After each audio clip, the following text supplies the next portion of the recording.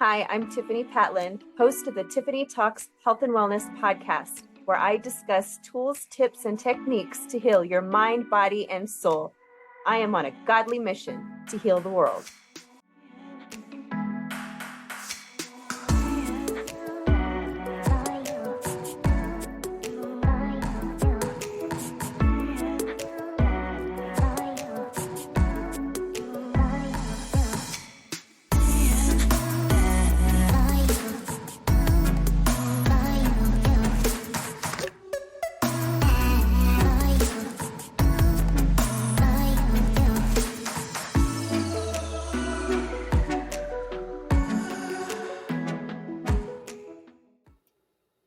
Hello, everybody. Thanks for joining me today. I know normally I'm on earlier, but we have a very special guest today from across the globe, and his name is Stephan Neff. And today we're going to talk about addiction and PTSD and his book. So let's bring him on so that way he can introduce himself. Hi, Stephan. Hello, Tiffany. Thank you so much for hosting me and allowing me to be a guest on your show. It is a true honor. Thank you so much. And I love your intro. It is so nicely done. I want to taste some of those sweets and want to say, okay, let me try. Thank you so much. Oh no, it's beautiful. So thank you so much. Well, what shall I say? Here I am, a humble man. No, I'm kidding. I'm Stephan Neff. I'm a consultant anesthetist. So I'm a medical doctor in New Zealand, and a man of standing. Lots of letters behind the word. In reality, well, I'm a man, and I'm a man who grew up, unfortunately, with a lot of trauma, and unfortunately, that trauma left its deep, deep marks on my soul, on my heart, on my brain. And I never learned to deal with negative emotions. So therefore, I sort of lived in pain and darkness for a long time until I was sort of 18, 19. And then suddenly I learned alcohol. And alcohol was, nice. I like a lot. Because the pain suddenly stopped, and suddenly I was no longer, it was no longer so dark. So therefore, I unfortunately learned at an early stage that I can escape my pain and my reality with the help of some substances, and alcohol was my main escapism, so to speak. Having said that, actually, that's not true. Work was my main escape. Because again, something you throw yourself into, and you don't have to deal with your reality. Yes. And that's really, really good when you're a student. That's really good when you're a doctor. So guess what? I became quite a good doctor because I was constantly working, and that made me good. I had a bloody good degree of PTSD without ever realizing it. That made me really good because I and still have to today a very good situational awareness. So it means nothing catches me out easily. Therefore, a really good habit for a doctor. But guess what? I was switched on 100% every day. And you can't do that all the time. So alcohol became my best friend and then my worst enemy down the line. Initially, it helped me escape, and it was the most beautiful bliss to finally go, that was the sound effect that alcohol elicited from me. In reality, down the line, there was no more there was no more that. And when I say down the line, I mean it was a really good friend of me for me when I was in my early 20s, and then it became my worst enemy when I was in my 40s. So yes, high flying, high functioning alcoholic. That is really what I became. And I am an addict. I had to learn, but that is not necessarily something bad. I had to learn, and I got to learn. I had a privilege to learn that this was actually meant to be. I had to go through the darkness. I had to go through that trauma. I had to go through those really hard times, which basically put me so much outside of my comfort zone that simply I had to change. And that was magic when that actually started to happen. So 8 years ago, I went into rehab, thanks to my gorgeous wife, who said enough is enough. And I finally stopped fighting with her and accepted that what she said made sense. And she had booked a rehab for me. So it was all done and dusted. Stephan, I've spoken to your boss. You're not going to work. You're going to rehab, and you sort your shit out. Yeah. And this was said in such a loving way, compared with all the fights that we had prior to that, in such a loving way that it completely disarmed me. And so that was the start to a new me, to a new future. And here I am nowadays, living a life full of integrity, humility, self-love, authenticity, words that meant nothing to me. They were kind of cliches 10 years ago. Nowadays, I live by them and I define myself by them. And that is a beautiful, beautiful life that I live now. So my life could not be more different compared with the darkness in which I had been sort of functioning prior to that. I have to ask you, I love what you said about how I wanted to unpack that more. Like you said that that your wife did this for you. And I love that so much because a lot of times people have loved ones and they just don't know how to help them. But your wife took the bull by the horns. She did all the things. So basically you didn't have to. It almost sounds like she didn't give you another choice. Were you willing, or was it really just the fact that she handled everything and it just made it easier? Well, my wife is an alcoholic as well. But about 3 years prior to me going into rehab, she found Jesus Christ. And with the help of her church and with the help of her beliefs, she stopped drinking. She did it in a harder way than I did, because I had all the help, the psychological help. I had the people who guided me, in my case, through a 12-step program. And being a doctor, I thought, okay, I might as well go for it and learn and put my whole intentions, my strength into that learning. So that was cool for me. She did it the hard way, white knuckling, as I call it in my book. But down the line, she got dry. She actually she became a very anti-drinker. So that was a bit hard. So we've had for 3 years, we had fights. Oh boy. But then one day she just disarmed me with her love, because she said, no, enough is enough. And that was the beautiful thing. So instead of fighting, which immediately would have put me on the defensive, Right. it was, no, her love overrode that. And the same with my children.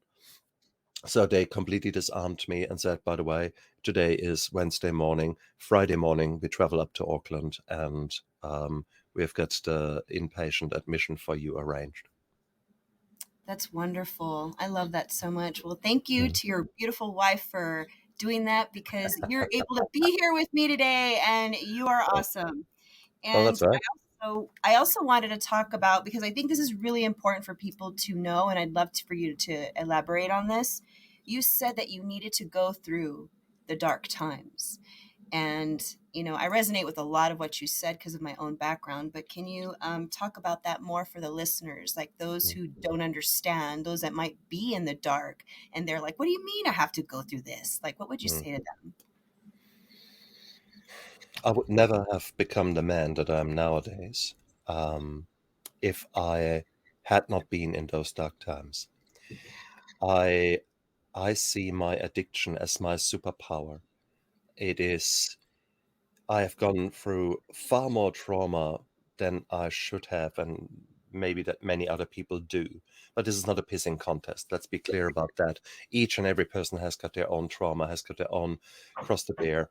That is just fact. So I just had a lot of crosses and a lot of things happened. And that was, regrettably, I never learned how to deal with my negative emotions. Having said that, because I used the wrong tools, in this case alcohol and work, to deal with life, I ended up in more pain. I ended up in more shame, guilt, depression, anxiety, PTSD symptoms, because I didn't work on the underlying problems. That basically put me in a situation where I was so far out of my comfort zone that I simply had to change. And for that, I'm grateful, because there was so much power in me. I was a bow pulled all the way to the back. I just didn't know where I would go. At the moment, I was aiming for early death or prison or something like that. Now, the pain was still there, but where am I going now? I do no longer want to die. I do want to live. And now suddenly someone pointed me into the right direction, and I was able to release that arrow, and my God, did that arrow fly. So that is why I was saying I was so grateful with hindsight to be in that darkness, because that darkness allowed me to see the light for the gift that it is. The light that we can seek out every moment in our life, should we choose to do so. And if you have never been in the darkness, you don't choose the light because you take it for granted. If you've never been hungry, then you take food for granted. If you have never been hurt in such a way that you can't walk, then you take your walking for granted.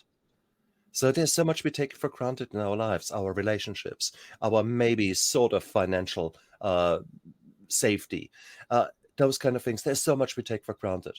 Only when you are suddenly in hard times, whatever they may be, do you no longer take things for granted and put now a new you into place. You change with pressure. And the pressure in many people, it can destroy them, or pressure can make you into the diamond that can shine. And that's exactly what happens to people in recovery. That happens to people who went through mental health challenges, such as bouts of depression or anxiety or PTSD. Take those things as what they are. They are waves of neurochemicals washing over you, and they are messages from your body. Chances are that your body is saying, what the hell are you doing? Can you please stop with your behavior, because it just makes things worse? Okay, so, and there you are. So, but we are not ready for such a long time to listen to those messages. So the messages get stronger and stronger, and sometimes they get physical. Then really, issues lie in the tissues. So people who have got atrocious back pains, or their gut is playing havoc on them, or there's headaches. Classic example. So many things where your body says, can you finally stop and listen? Yeah. And yeah, so you have to be there before you finally listen, because we're all stupid. We all think we know it better. We all try. We are like chimpanzees on a computer, and sort of press the button and say, ooh, that feels nice. What's that? That's alcohol. Ooh, I take it. And then, no one has given us the user manual for that computer. And that's where recovery comes in. That's where a life of intentional living comes in. That's where you can grow. And for that, I'm grateful. Had I not been in the darkness, I wouldn't now seek out those beautiful things, like being a guest on your show, sharing my trauma, so that I maybe can plant the seed in your listener's mind to say, well, if this idiot can get his shit together, then maybe, just maybe, there's a chance for me. Okay? So therefore, that is so important. The past does not equal the future. Okay? There is hope. And your darkness doesn't allow you to see that. That's the lies that depression and addiction tell you. They tell you it's hopeless. It's helpless. They play you the best of whatever your name is at 3 o'clock in the morning, telling you all the things that you have possibly done wrong in your whole lifetime, starting from the first memory to now. They play you all that shit crap in your head, and you start believing it. I'm worthless. I'm helpless. There's no hope for me. I've deserved it. I don't deserve happiness. I don't deserve love. And these are your core beliefs. And you think, what the heck? With hindsight, I shake my head about those things that I truly, truly deep down believed, which then led me to have certain emotions and certain reactions to triggers in my environment. I was a very, very, very angry man, resentful to the nth degree. And it's still my go-to.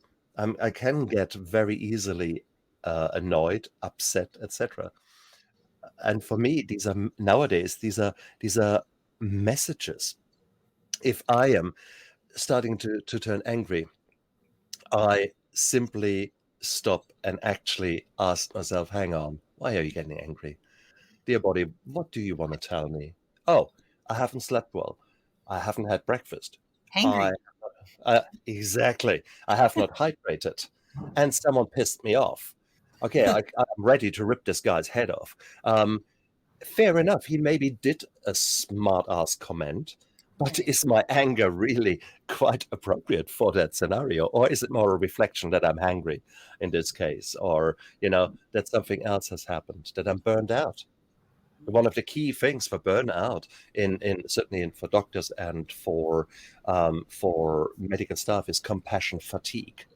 We just don't give a fuck anymore. We don't care anymore about our patients. Sometimes there's not one single nurse who would not now nod and say, he tells you another sob story, the patient, and you think you've got it hard. I tell you about my life. So that's compassion fatigue. That's a stage of burnout, okay? And that's what I mean. So my anger and resentment, if they come, these negative emotions, then more often than not, I have contributed significantly to their development. So that's how I look nowadays at anger and resentment. I'm glad you shared that, because I was going to ask you how you deal with negative emotions now. And I love that. That's what I do, because I'm there with you. I've gone through a lot of healing, but we're never done, right? And things still happen. And that's what I tell people. Healing doesn't mean that we're perfect. It just means that we're better equipped to handle things that happen. Whereas before, like you said, we just react, just like rah, ripping some people's heads off because we're carrying inside.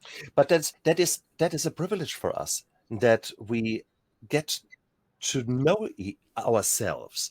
We get to know how we respond. And there is nothing wrong with that. That is just you, again, being in pain.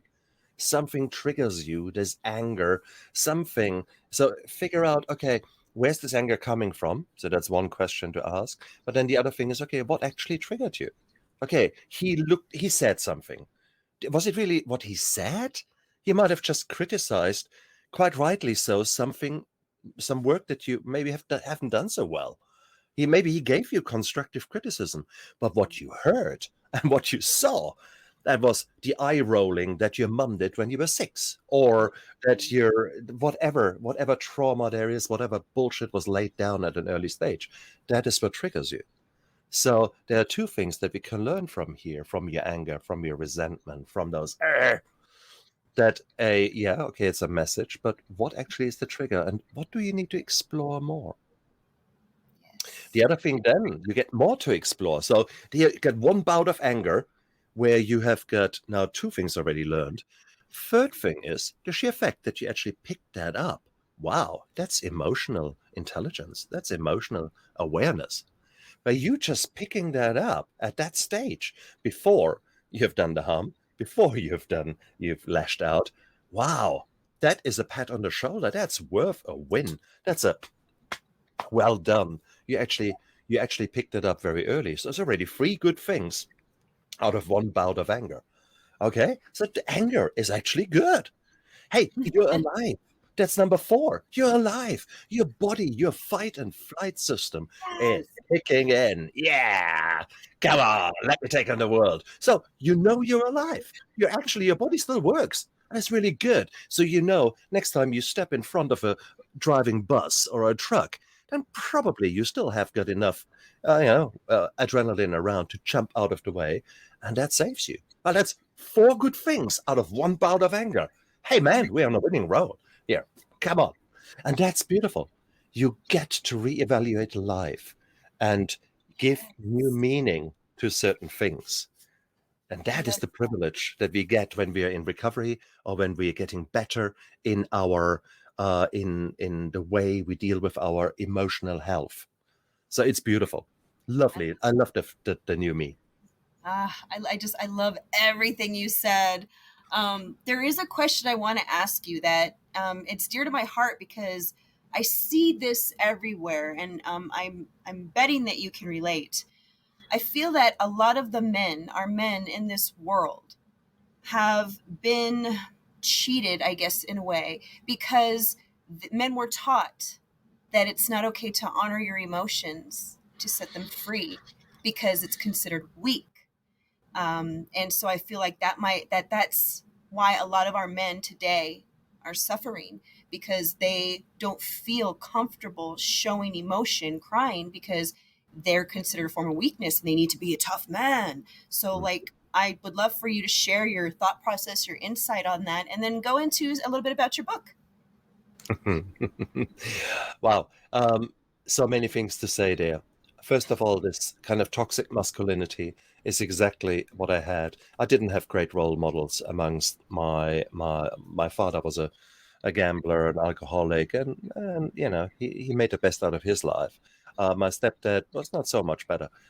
So, you know, not great role models. So I looked around, especially after I got assaulted, and which led to my PTSD. So I looked around at the heroes that were around then in Hollywood, etc. And there was Mel Gibson in Lethal Weapon, Bruce Willis, Die Hard, okay, anti-heroes. And I embraced that lifestyle. Mel Gibson in Lethal Weapon once, he wakes up in the morning, coughs his lungs out, stands there naked with a cigarette in his hand, takes a pee, beer bottle in the other hand. Okay, that's how a hero wakes up. Fine. Mental note. Good. Done. Okay.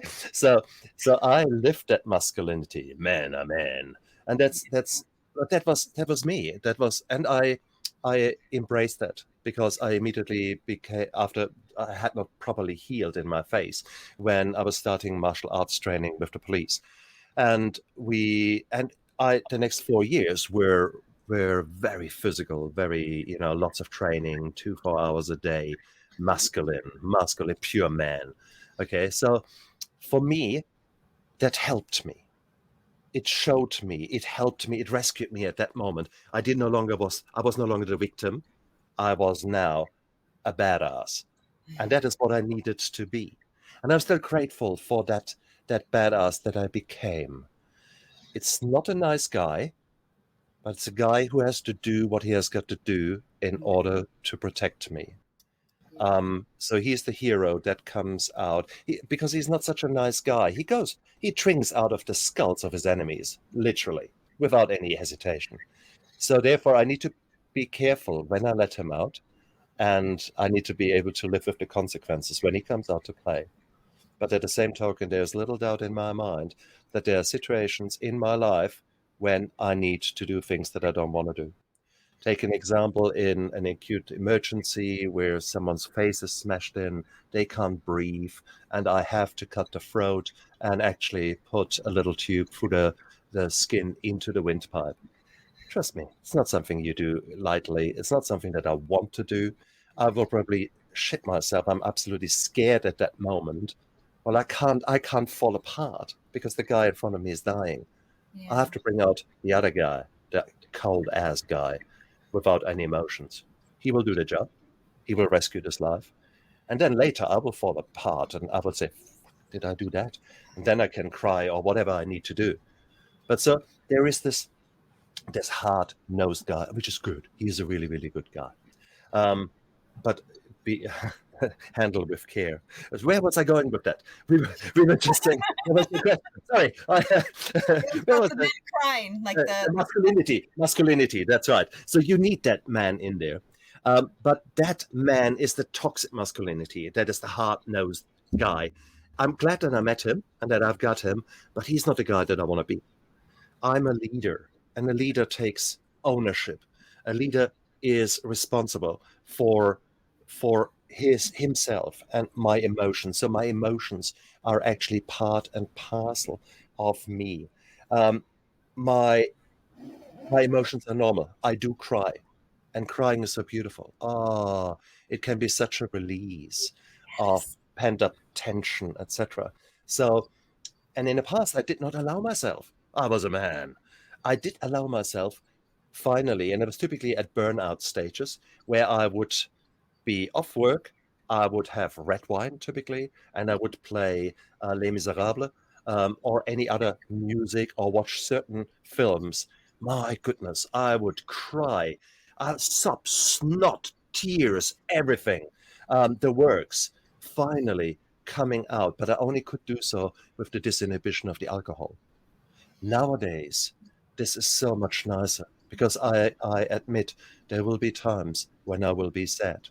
There will be times when I maybe have to think about more negative things. And these emotions are okay. I nowadays know that it is okay to cry. And in all fairness, I mean, that's exactly what I'm doing at the moment. I bring together storytellers to write 2 books. I've got female storytellers who are sharing depression light to me with that topic. And I've got male storytellers who say, boys do cry. And we are discussing depression. We're discussing. And that's so important that we actually bring that out, that we actually share those stories.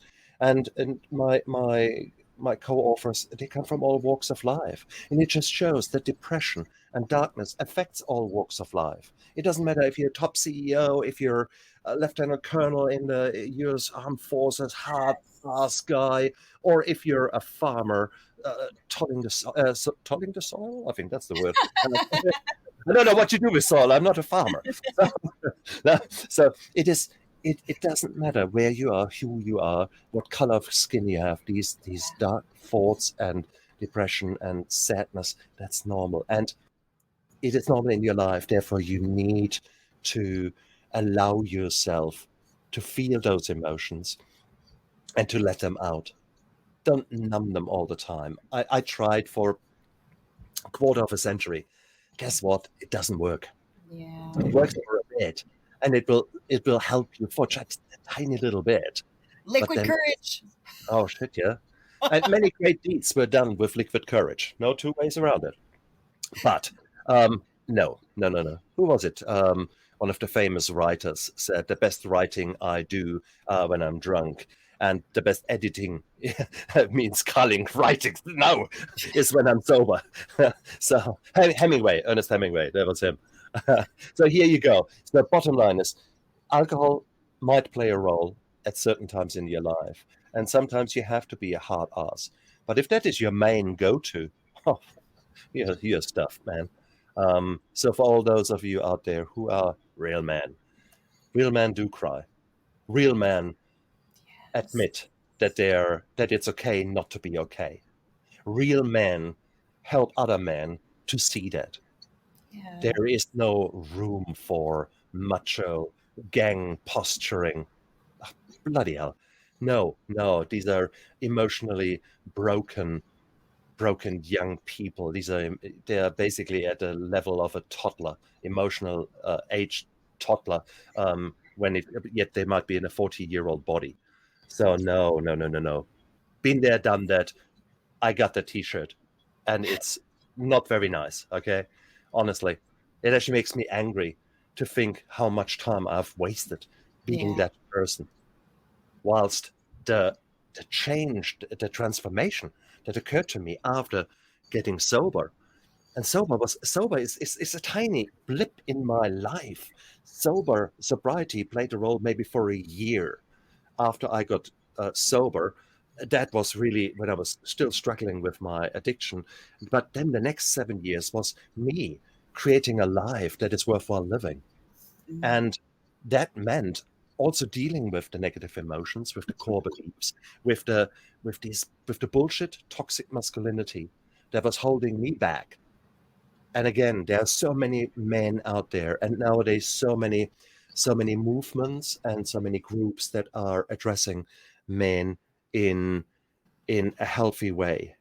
Here in New Zealand, we've got a mental health campaign, which basically famous manly men are saying it's okay not to be okay. And that is a really good catchphrase. I love it. And I strongly believe in that. And that's what I do as a leader in my work. So my team, those people who are working with me in theater, they know that at any one moment they can come to me. And often enough they do and say, hey, look, Stephan, just give you a heads up. I've had bad news. My mother-in-law had a nasty accident or is in dementia home or something like that. I'm really not in my best. And I typically give them a hug if they're a hugger, or I say, hey, cool, thank you so much for letting me know. And I have your back. Because that's what this is all about. We can't be 100% perfect. No, we have to admit that there are days when you are 70, 80% if you're lucky. And only when you have got some people who are actually having your back, only then can you safely get through that day. That's especially important in anesthesia, in medicine. That is especially important if you're in any other role. How nice would it be if you could actually be this open? And maybe if you're in a real male-dominated environment, people might initially laugh at you, but only for a short period of time. And that's probably more insecurity because they don't know how to handle you. That if you are, let's say, a mechanic, and there are only other male mechanics and, balls the size of the car engines, guess what? If you show leadership by being emotionally aware, you will find people coming out quietly, typically, during the smoko, having said, what did you do there? I mean, tell me more about, you responded weird. What was that all about? And if you open up and they say, you know what? That happened to me when I did my book, My Steps to Sobriety. Ta-da! My Steps to Sobriety. I did that in 2 years ago. I wrote the first edition of that, and I wrote it towards the end of the year, and there was Christmas holidays. And I came back in January and was getting changed in a changing room. One very esteemed colleague, top guy, was getting changed next to me, and he said, "Oh, what have you been up to over the Christmas holidays?" I said, "Oh, I wrote a book and published it." And he said, "Oh, what about? What about?" And I said, "Alcohol. My story with alcohol." He looked at me and said, "What did you do that for?"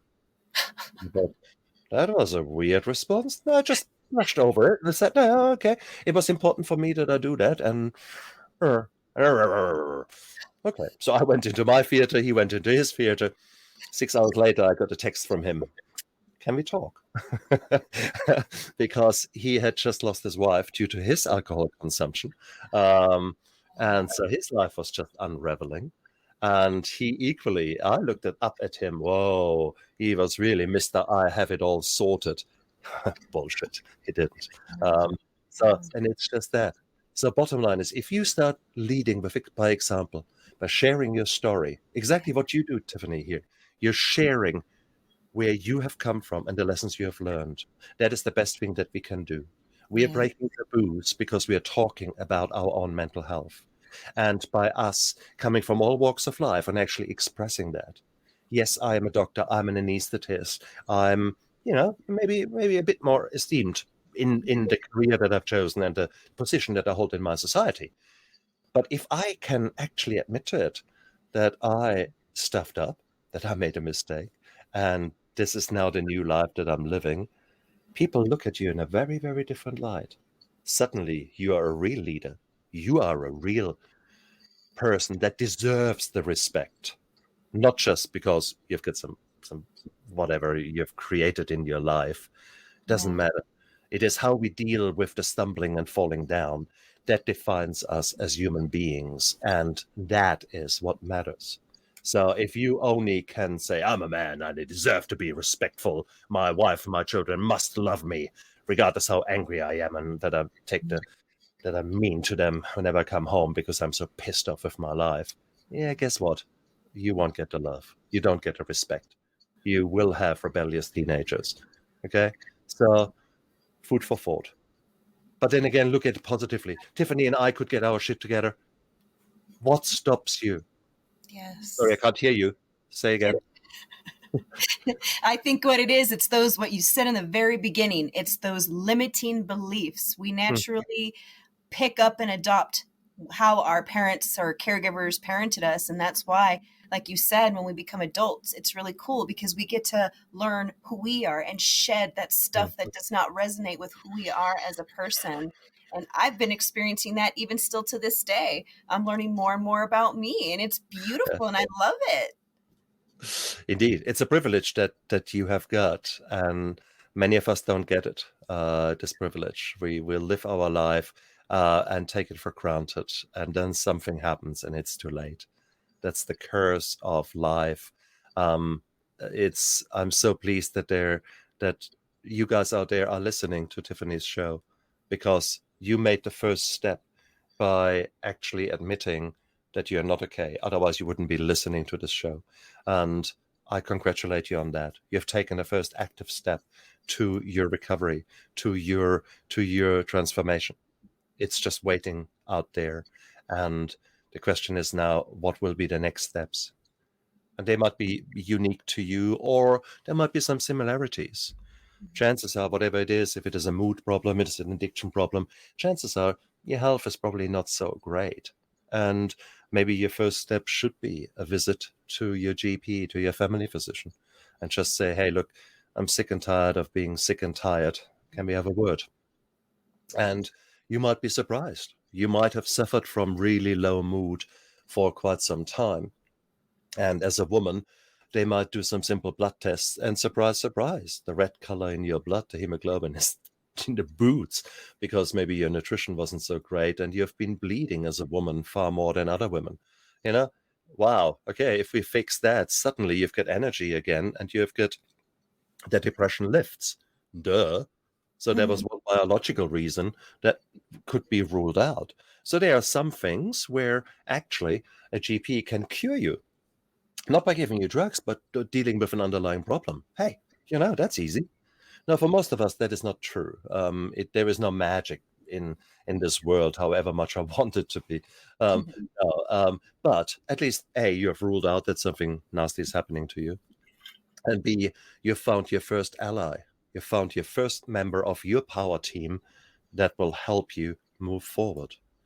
And so now that you've done that step, then, okay, this person might help you. And if the belief systems are right, so if he or she, as the doctor says, okay, look, I really think because you're in such a bad shape, maybe it might help you to take some certain drugs that will help you for the time being, whilst we put other things into place, whilst we put better nutrition, better lifestyle habits, better psychological support, etc. into place. That might be a way to go. Or he might say, well, actually, you are so in tune with nature, but you're so out of tune at the same token. Hey, I know just the healer, or I know just the person who you might be willing to connect with. Okay, so there might be something that in your belief system might work far better than any drug that the doctor can ever give you. So again, there is no one thing that fits for everyone. Let's be very clear. There is not one single technique. So if someone tells you, just take that tablets, you're going to be just fine, he's a liar. If someone tells you the only thing that works for you is frequency bowls, and that will cure you, fucking liar. Every single thing, single modality healing is bullshit. It does not work. It is because you're so much more complex than that. But if someone was to say, actually, let's start with that. The journey of 10,000 miles starts with you putting one foot forward. Well, the first foot forward was your GP. Second foot forward, well, what is that? Is that maybe because you're morbidly obese? Might it be a nutritionist or a coach that helps you with your weight? Because the weight is dragging you emotionally down, and your body dysmorphism, your beliefs about your weight are the key thing, the driving force for all the suffering that you have. Well, that might be the first go. Or might it be something more general, to learn to get in tune with yourself? Might maybe be a course in meditation with a meditation teacher. Might that be something that actually resets you and grounds you and allows you to actually step out of the hamster wheel for a bit, and you suddenly get more answers coming out of the universe or from God or whatever you believe. Hey, there's so many different ways. Just start, right? Exactly. Just take that first step, just like your book says. Exactly. Tiffani, I mean, you're still growing. I'm still growing. I haven't figured out who I want to be when I grow up, but I'm working on it. The point is, in my journey, I constantly redefine myself. I constantly learn about myself. I constantly learn new things. Is it the same with you? Is it? Oh, yeah. So, those things, one of the things I was really bad in the past was finances. So I focused on wealth. I now let my creativity play. So all those things are really, really good. They were in the past. I dealt with them. I am proud. Now, when it comes to my relationship, needs more work. When it comes to me finally coming out of the rat race, needs more work. So what did I do? I got involved with transcendental meditation, and I did a course, and I've got a teacher. So I actively put my money where my mouth is, and I did so by stepping back, looking at what have I not yet achieved. Where do I need, or where do I wish to be stronger? Okay, so I looked at the weak spots, identified that, and then took action, took steps towards getting stronger in that area. Because I believe once the pillars on which the foundation on which we lay our foundations, once we address all those, that's beautiful. If you only ever address one and the rest of the house is on an angle, that's the Leaning Tower of Pisa. Okay, so it doesn't work. So there you are. And it's so gorgeous. And you get to do all that. Please, what stops you? What could possibly stop you when you actually concentrate your thoughts and think, okay, I want to get better? What could possibly hold you back? Mm-hmm. Something I say is nothing will change unless you make a change. And by choosing not to get better, you're still making a choice. You're making a choice to remain stagnant where you are. And I think people don't realize that. You either work on your recovery or you work on your relapse. That's what we say in the addiction field. But I could say this exactly the same. You either work on your depression in a positive way or you reinforce your depression. Oh, yes. And it's so simple. It's so simple. Tony Robbins did recently. I did a course with him, and he says it in a really beautiful way. He says, okay, if you want to be sad, if you're depressed, how would you envisage that person? The person is probably more down, and the face needs to be a certain way, and the muscles need to relax in a certain way, and you have to talk in a certain way, and that's sort of depressed. So if you feel that you're going into that mode, well, what was to happen if you now go like that? If you actually go like that, do a hero pose. Now put a smile on your face. So now be depressed. It's really hard to be depressed when you're in that position. So, change your physical state. I can do that. I can do power stance. And that's, I know it sounds bullshit if you've never tried it, but actually try. Try to be depressed when you stand like that. It's very hard. So if you now practice that, just as much as you go to the gym and lift a weight, well, why don't you practice your power stance? Yeah. And every single time, you might even play with your core beliefs. I'm a failure. I am successful. Yeah, I'm not a failure. So I wouldn't even negative it. So your core belief is I'm a failure. And that's so true for me. I'm imposter. I'm a failure. That's by definition is my core belief. So I have rephrased that. I continually learn and grow. Ooh. Sometimes you win, sometimes you learn. So I continually learn and grow. And what you can do is do that power stance. Go, yay! Put 2 fingers up your nose. And stand like that and say, I'm a failure. what a bullshit. Okay? So if you say I'm a failure, your brain says, actually, no, that's a bit of bullshit there, isn't it? So again, Tony Robbins, man, that was from him. I picked it up from him. And it actually works so nicely because it reminds me, I'm not a failure, okay? I'm Yeah, not I an know a lot of these things might seem silly, but it's like, you know what? What's even more silly is spending the rest of your life, not living in the light where you deserve to be. So, 100%, 100%. Stephen, I thank you so much for coming on and sharing everything. Let our listeners know where they can get your book. People need your book. Where can they get it? Thank you so much. It's out on Amazon. That's probably the easiest as a hard copy, as an ebook. So go out there. It is my steps to sobriety. It is really literally my steps to start off with. Well, what is my story?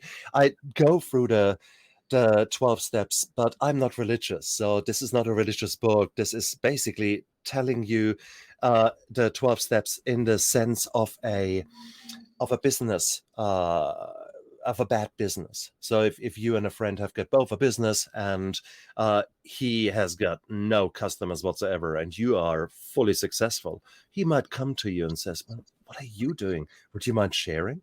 And you might come across and actually check out his business.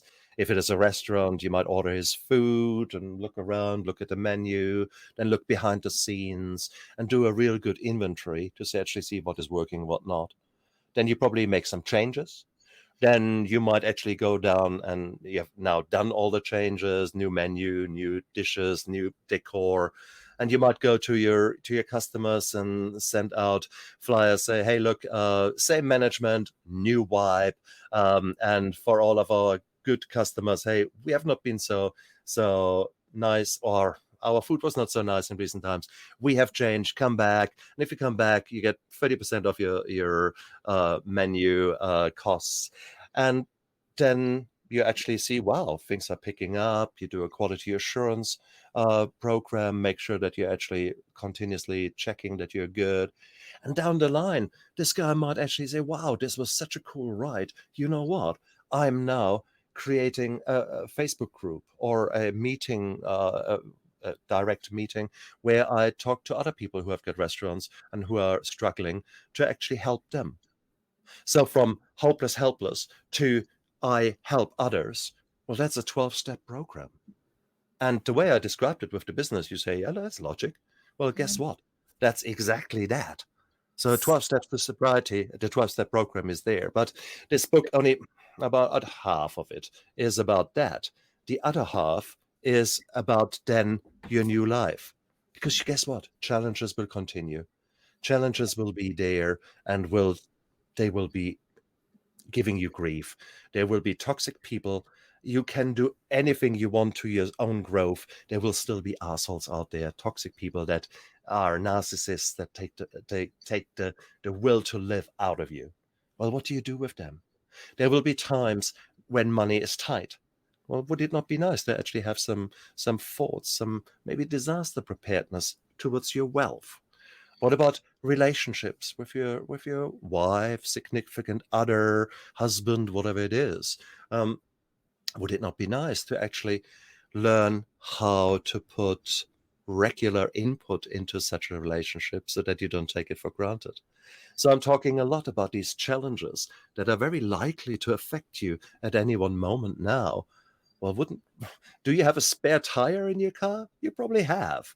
Do you have maybe some emergency equipment around? Maybe some spare cash if you're still using phones somewhere? Do you have some quarters to actually be able to still use a phone? Yeah, those kind of things. There are certain things you have to just in case. Well, this book is all about just in case, but just in case of those predictable things that might want to derail your growth into that new person. So you might as well think about it, talk about it. So go out there, go to Amazon and download it or buy the hard copy there. I trust that there is a lot of help in there, a lot of insights in there, a lot of action plans that help you to prepare for the inevitable chaos that life will throw at you. But the past does not equal the future. Okay, whatever the past was, It's gone. Forget it. Now you take action. Exactly. Take action. I love that so much. And I'll make sure I have all the links in the description box so it makes it easy for people to get your book. Beautiful. But before I let you go, I just wanted to see, I mean, you've already said so many great things, but is there like one quote, something that you go by that you could just boom, mic drop for the audience? The past does not equal the future. That's my go-to quote. Absolutely. But there's so many others out there. It's okay not to be okay. I think that would be my second and most important quote. It's okay not to be okay, because there will be times, even in our lives now, when, here I am bouncing. Yes. Because that's really me. That's me. I love it. But tonight, there might be a moment when I just want to cry, when I just want to curl up in a ball and feel sorry for myself. And that's okay. That's okay. There's something has happened there. Maybe you just need to do that. Maybe you just need to curl up and have too much ice cream and watch some Netflix. That's okay. It's okay not to be okay. It's not okay to stay there, and it's not okay not to ask for help. To have a pity party, hey, that's part and parcel of life. You can't be always up there. No. Yeah. You want to be on that serene, centered, conscious, beautiful level where you're optimal. To go high, I'm bouncing. And guess what? Your body can't sustain itself there. It needs to come back. Yeah. It's okay to go, I feel and that's okay, but it can't sustain itself. It needs to come back to that serenity that you can only achieve by conscious living. And that's, So it's okay not to be okay. That is my key mantra, my key message for you guys. Thank you. That was a mic drop. So thank you for that. I need to get one. Thank you so much. And I just wanted to tell you that thank you for the work that you are doing, because my heart does go out to the men of the world. And just knowing that you guys are on top of it, that you guys are doing that for our men in this world is a very important work. So I just want to say thank you for the work that you are doing for the world. The world needs Thank you so much. It was an honor for me to be a guest on your show. Maybe we have touched some people out there to let them know it's, it is worthwhile, that journey. And it's worthwhile to pull that strength out, that last bit of strength to just ask for help. Yeah. Your darkness is temporary. It will go away. And we maybe have just planted that seed for you and given you the first steps to move forward. So I'm looking forward to meeting you on our journeys, because if you get better, sooner or later, our paths will cross, and you will realize that there is a sister and brotherhood out there of people in recovery from mental health problems or from addiction or from other things. And we recognize each other. There's no secret handshake, but once someone says, hey, I'm in recovery, and the other one says, I'm in recovery too. That's sort of what happens. Exactly. Exactly. You and So I are welcome to the always road. doing that, huh? Giving each other the eye. I feel you. Thank you so much, Stephen. You're It's amazing. pleasure. This was a joy. You take care Cool. now. We will be in touch. Bye. Bye. Woo, that was a good one. And I know normally they're 30 minutes, but how could I end it? I mean, this was amazing. There's so many gold nuggets that Stephen gave us. So be sure to check him out. Like I said, I'm going to have all the links in the description box. Check him out. Call him if you need help. Get his book. Do what you got to do because you matter and you deserve to live in the light. So thank you to everybody watching and listening to today's episode, whether you were live or on replay. Feel free to comment with anything that resonated with you. If you have any questions, and as always, I greatly appreciate your reviews. So thank you for that. And you can help me reach my 2022 goal to spread the word by inviting your friends and family to like and follow on Facebook and subscribe on YouTube. You can also listen at your leisure on all major podcast distributions. And I don't have a quote today for you except for just choose you. I think I'm going to repeat what I said earlier. If you don't make a change, nothing's going to change. So take that first step. take that first step. We're cheering you on from afar. That's it for me, guys. We'll see you next week. Bye.